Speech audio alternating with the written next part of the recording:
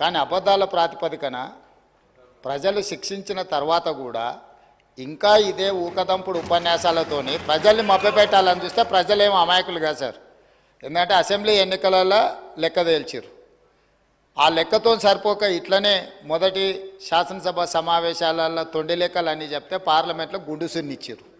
అయినా కూడా ఆలోచన మారలేదు, విధానము మారలేదు.